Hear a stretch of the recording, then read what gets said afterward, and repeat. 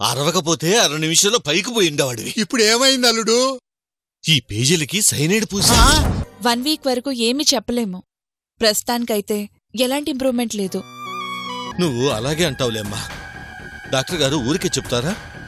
నా మాట విని అబార్షన్ చేయించుకోమ్మా. లేదు బాబాయ్.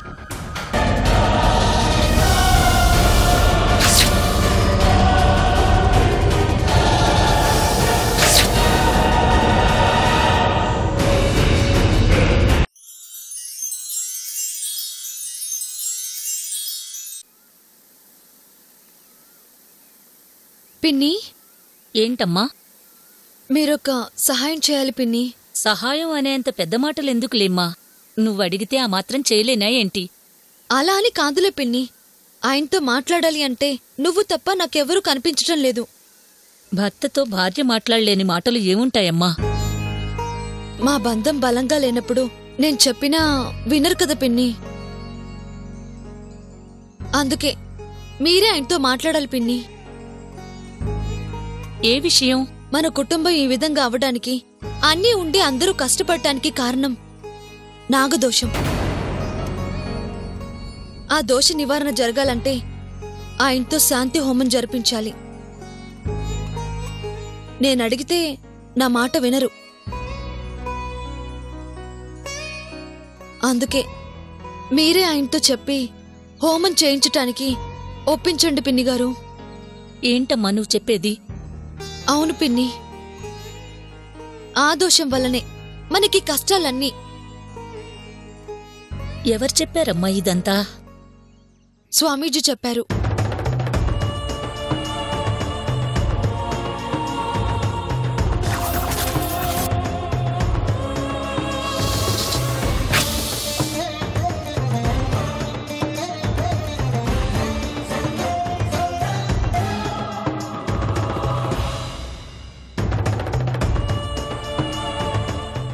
నీ భర్త పూర్వీకులు ఎంతో భక్తిగా కొలిచే నాగుల పుట్టని నీ మామగారు తవ్వించారు. కాలభైరవునికి అభిషేకించిన ఈ కుంకుమని ఆ పుట్టలో వేయించి నీ భర్తతో పూజ చేయించు. ఫలితం దక్కుతుంది. ఏంటమ్మా నువ్వు చెప్పేది వింటుంటే నాకిప్పుడిప్పుడే అర్థమవుతోంది. ఆ దోషం వల్లేనా ఆనందభూపతి గారి సంస్థానం ఈ విధంగా అయిపోయింది? అంత పెద్ద సంస్థానానికి వారసులు ఇలా దిక్కులేని వాళ్ళయ్యారనా? ఈ రోజులా కష్టపడుతున్నారనా? కారణం అదేనన్నమాట. అందుకే పిన్ని ఆయనతో శాంతి హోమం జరిపించాలి. లేదంటే మరింత ప్రమాదం అంటున్నారు. ఈ వంశాన్ని కాపాడుకోవలసిన బాధ్యత నాకు ఉందమ్మా. సత్యతో నేను మాట్లాడి ఒప్పిస్తాను. ఆ ఒక్కటి చేయగలిగితే చాలు పిన్ని. సగం కష్టాలు తీరిపోయినట్టే. త్వరగా వెళ్ళి మాట్లాడు పిన్ని. అలాగేనమ్మా.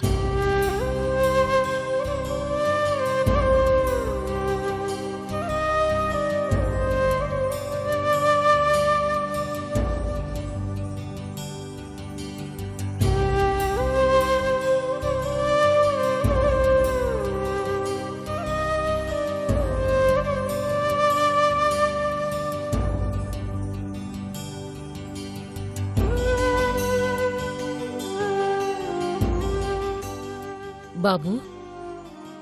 ఏంటత్తయ్యా? శూన్యంలో ఏం చూస్తున్నావయ్యా? కనిపించని నా భవిష్యత్తుని. అది కూడా శూన్యంగానే కనిపిస్తోంది అత్తయ్య. నీ భవిష్యత్తుకేంటయ్యా? బ్రహ్మాండంగా ఉంటుంది. నాకు నమ్మకం లేదు. అసలు వీటన్నింటికీ కారణం మన కుటుంబానికున్న దోషం. ఆ దోష నివారణ చేస్తే అంతా సరిపోతుంది. మనుషులు చేసే ద్రోహాలకి దోషం అని పేరు పెడితే ఎలాగత్తయ్యా? లేదు బాబు. మన కుటుంబం ఈరోజు కాదు, మొదట్నుంచి కష్టపడుతూనే ఉంది. అర్ధంతరంగా మీ అమ్మా నాన్న చనిపోవటానికి, నువ్వు అనాథవు కావటానికి, నందిని కష్టాలకి అన్నింటికీ కారణం ఆ దోషమే. అందుకే దోష నివారణకి పూజ చెయ్యాలని అంటున్నారు. అది కూడా ఈ వంశానికి వారసుడవైన నీ చేతుల మీదనే ఆ పూజ జరగాలి. ఏ పూజ చేసి ప్రయోజనం ఏముందత్తయ్య? జరగాల్సిన నష్టం జరిగిపోయిందిగా. అలా అనకండి అన్నయ్య. జరిగిందే కాదు, జరగబోయేది కూడా నష్టమే. కనీసం ఆ నష్టమైనా జరగకుండా ఆపాలంటే ఈ పూజ చెయ్యాలన్నయ్యా. ఈ పూజ చెయ్యమంటున్నది నీకోసమో మాకోసమో కాదు బాబు, మన కోసం, మన వంశ శ్రేయస్సు కోసం. అవేవో మీరే చేయండి అత్తయ్య, నేనెందుకు? ఈ పూజలు నువ్వే చెయ్యాలంటన్నయ్యా. నీకు చెప్పకముందే మా ప్రయత్నాలు మేము చేశామన్నయ్యా. ప్రయోజనం కనిపించడం లేదు. ఇంట్లో అందరం ఉన్నాం, అయినా ప్రయోజనం కనిపించడం లేదంటే అర్థమేంటి? కలిసుండి విడిపోయి బ్రతుకుతున్నామన్నయ్యా. దీనంతటికీ కారణం ఆ దోషమే. ఈ సంస్థానం ఎలా వెలిగిందో నాకు తెలుసు. రోజూ ఇంటి నిండా జనంతో ఎంతో వైభవంగా నలుగురు మన గురించి చెప్పుకునేంత గొప్పగా బతికిన ఈ సంస్థానం ఈ రోజులా ఉంది అంటే కారణం ఆ దోషమే బాబూ. సంస్థానం అంటే ఒక్కరు కాదు, కొన్ని వందల కుటుంబాలు మన మీద ఆధారపడుంటాయి. మనం బావుంటేనే వాళ్ళు బావుంటారు. ఆ జనం కోసమైనా నువ్వీ పూజకి ఒప్పుకోవాలి బాబూ. తమ సంస్థానం ఈ విధంగా అయిపోయింది అంటే చనిపోయిన మీ అమ్మా నాన్నల ఆత్మలకు మాత్రం శాంతి కలుగుతుందా? మా మాట విని ఈ పూజ జరిపించన్నయ్యా. అందరికీ మంచి జరుగుతుంది.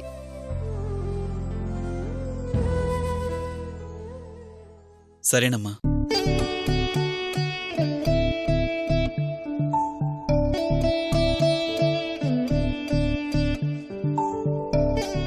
నేను చేసే పని వలన నలుగురికి మంచి జరుగుతుందంటే అలాగే చేస్తాను.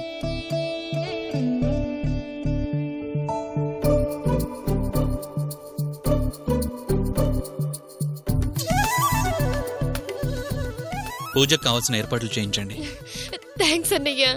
అబ్బాయి ఒప్పుకున్నాడు కాబట్టి ఇక పూజకి ఏర్పాట్లు చేసుకుంటే సరిపోతుంది. పదమ్మా.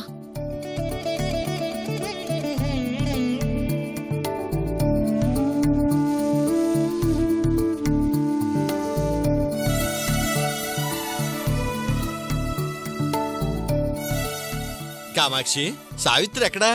ఇంతకు ముందే పెరట్లో కనిపించిందండి. లేదత్తయ్యా, వంటగదిలో పాలు కాస్తోంది. వంటగదా? అంటే బాగోలేని పిల్లతో పనులు చేపిస్తున్నావా? అయ్యయ్యో, నేనేం చెప్పలేదండి. అయినా పాలు కాయడం పెద్ద పనా? అదైనా పని కదా. కడుపులో బిడ్డ ఏమైతుందో అర్థం కాక అమ్మాయి బాధపడుతుంటే తనని కాలు కింద పెట్టకుండా చూసుకోవాలి గాని అలా పనులు చేపిస్తావా? సావిత్రిని జాగ్రత్తగా చూసుకోవాల్సిన బాధ్యత మందే కామాక్షి. తనకే పనులు చెప్పకు. ఇదిగో, ఇది అమ్మాయికివ్వు. సావిత్రికి భగవద్గీత ఎందుకండి? ప్రశాంతత కోసం. అలాగే మన అదృష్టం బాగుండి వంశాంకురం పుడితే ఆ బిడ్డ మంచి బుద్ధితో పుట్టాలని ఈ భగవద్గీత అమ్మాయికిమ్మంటున్నాను.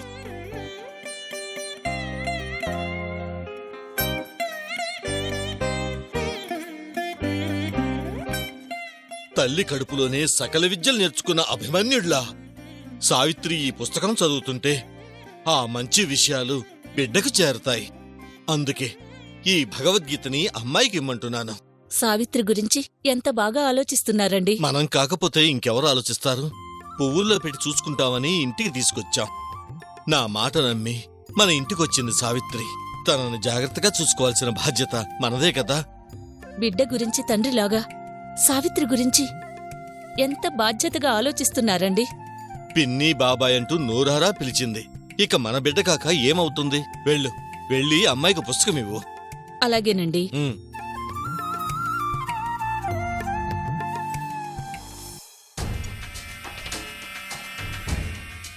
మామయ్య చెప్పినట్టు మంచితనానికి మించిన ఆయుధం ఇంకొకటి లేదు. తెల్లవారేసరికి ఒక్క దెబ్బకి 2 పిట్టలు రాలిపోవటం ఖాయం.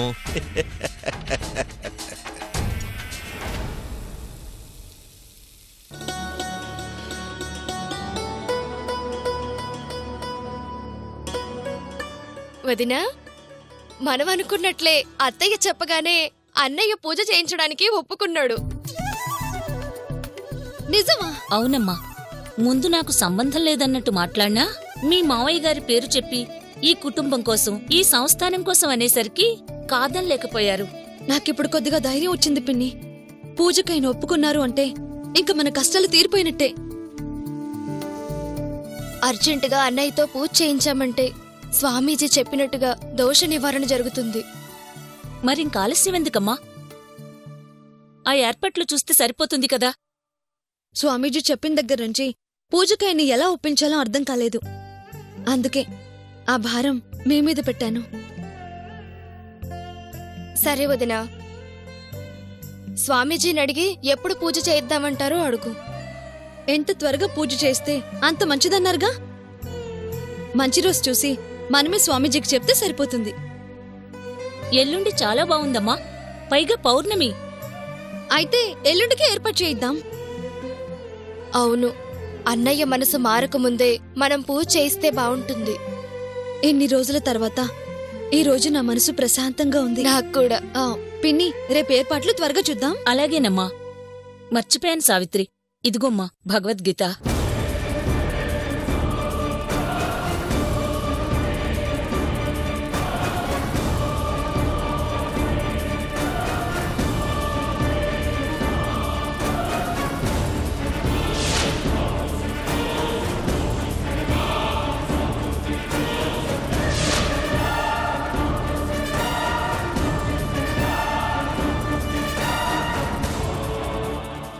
ఎందుకు పిన్ని?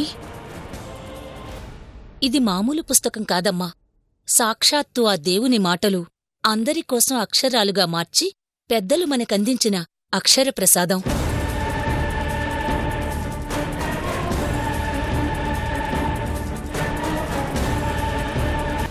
ఇందులో ప్రేమ ఉంటుంది, ఓదార్పు ఉంటుంది, ధైర్యం ఉంటుంది, ఒక్కటేంటి సర్వమూ ఉంటాయి.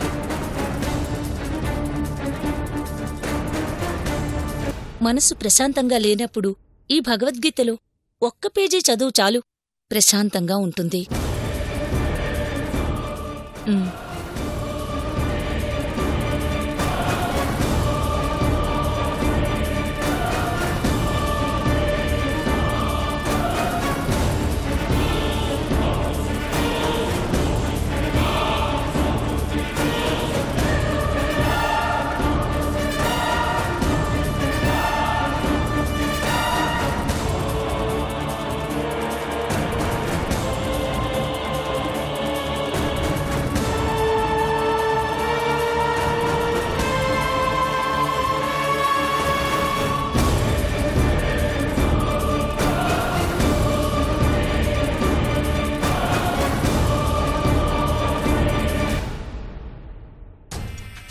దాని చావునది కళ్ళకద్దుకొని మరీ ఎంత బాగా తీసుకెళ్తుంది.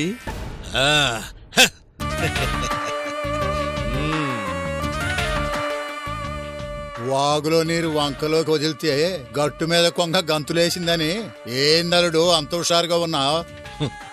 దాని చావు కేకలు వినలేదని బాధపడ్డావుగా మామా.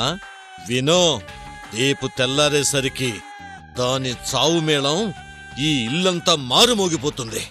మరీ అంత గట్టిగా చెప్పగలుడు. ఏ నిద్రలో గురకని తెల్లారేసరికి పాడి గట్టి పెట్టాడంట వెనకటికొకడు. అట్టా అవుద్దేమోనని నా భయం అలుడు.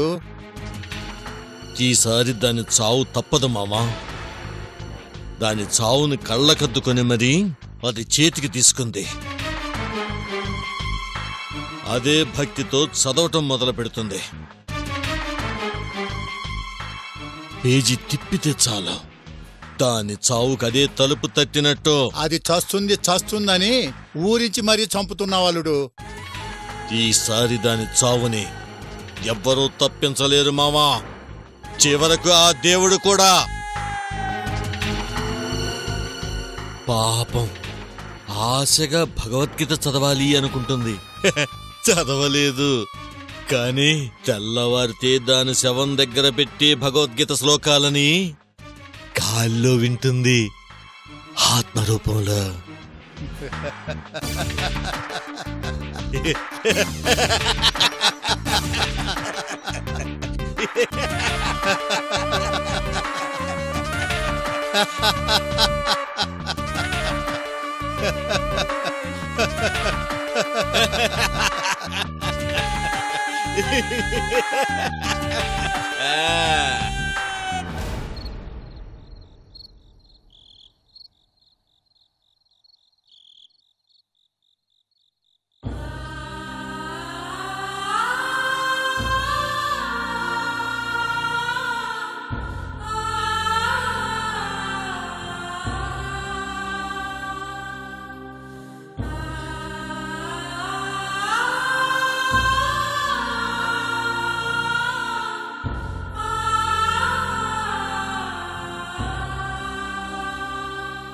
లేదమ్మా, ఆ పుట్ట ఎక్కడుందో నాకు కూడా తెలీదు.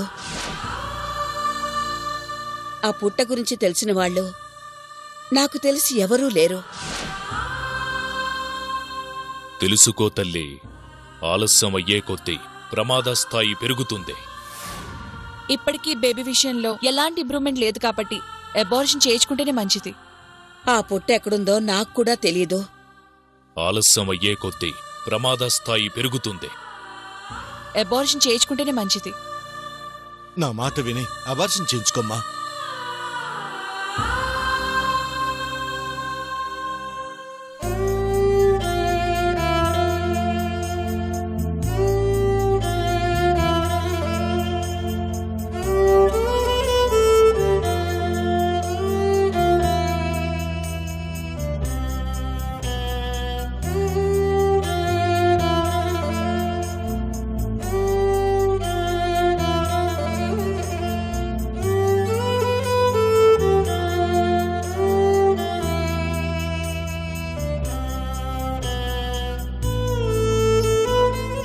భగవంతుడా, ఎందుకయ్యా నాకీ శిక్ష?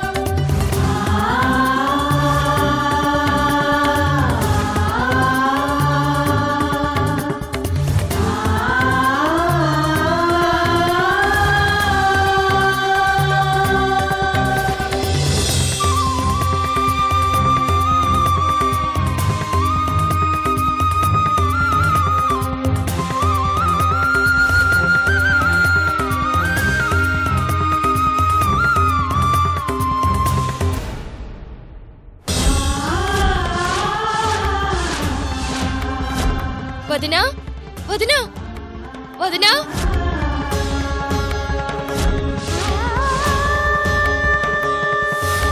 వదినా